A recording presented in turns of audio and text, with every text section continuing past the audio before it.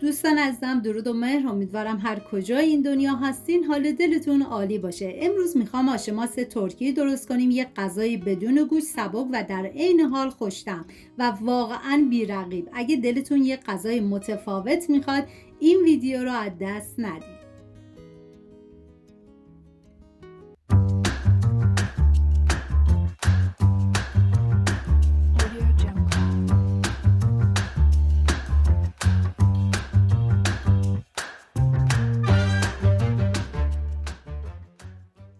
70 گرم نخود رو از شب قبل خیس کنید و چندین مرتبه آبش رو عوض کنید.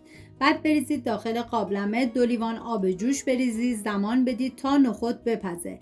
این آش برای 5 نفر در نظر گرفته شده. شما بر اساس تعداد نفرات مواد رو کم یا زیاد کنید. این غذا 2 مرحله پیاز داره. مرحله اول 1 عدد پیاز رو به صورت نگینی ریز خورد میکنم. من اندازه ها رو هم در طول ویدیو میگم، هم داخل دیسکریپشن نوشتم. داخل قابلمه مقداری کره گیاهی ریختم. شما از هر نوع روغنی که دوست داشتین میتونین استفاده کنید. بعد از داغ شدن پیاز ریز شده رو میریزم، هم میزنم و میذارم تا پیاز سرخ بشه.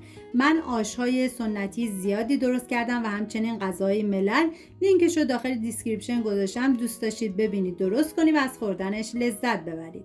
نوبت اضافه کردن ادویه هستش. زردچوبه، نمک و فلفل سیاه هم میزنم و میذارم ادویه ها تف بخورن، عطر ادویه ها آزاد بشه.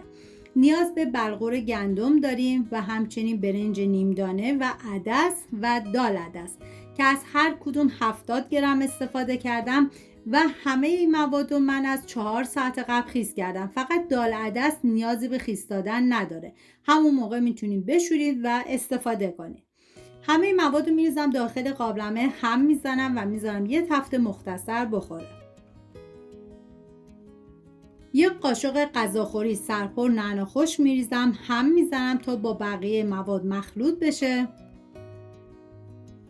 و آب جوش میریزم. زمان میدم تا بپزه و لابدار بشه. آب جوش رو به اندازه‌ای بریزید که در طی زمان پخت دیگه نیاز نباشه آب اضافه بکنید و حتما در طی زمان پخت چندین مرتبه هم بزنید، چون این غذا بلغور و برنج داره، احتمال اینکه ته بگیره زیاده.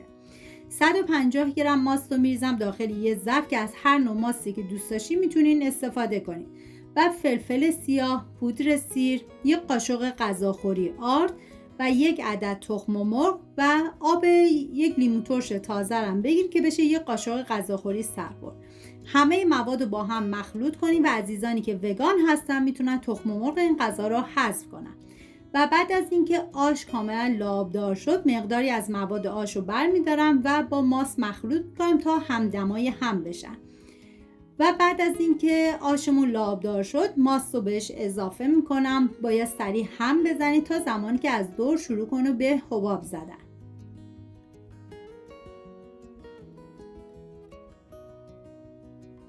و نخود پخته شده رو توی این مرحله بهش اضافه میکنم و 1 لیوان آب جوشم میریزم. زمان میدم به مدت 35 دقیقه دیگه این آش بپزه و جا بیفته. حتما حرارت کم باشه. میریم برای پیاز مرحله دوم که 3 عدد پیاز رو به صورت خلالی خورد میکنم. این آش از اون غذاست که مطمئنم با یه بار درست کردن میشه پای ثابت غذاهای همیشگیتون. داخل تابه مقداری روغن میریزم. بعد از داغ شدن پیاز خورد شده رو میریزم داخل تابه، هم میزنم و میذارم تا پیاز سرخ بشه. مطمئنم هر کی این آشو بخوره عاشقش میشه. واقعا بی‌رقیب ترین آشه. و بعد از اینکه پیاز سرخ شد، مقداری زردچوبه و نمک میریزم، هم میزنم تا ادویه ها تف بخورن.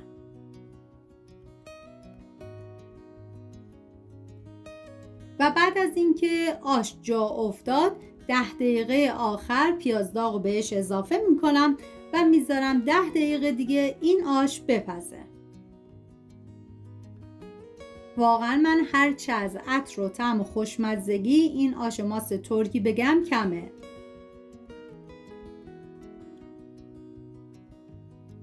هم میزنم و دیگه بهش زمان میدم.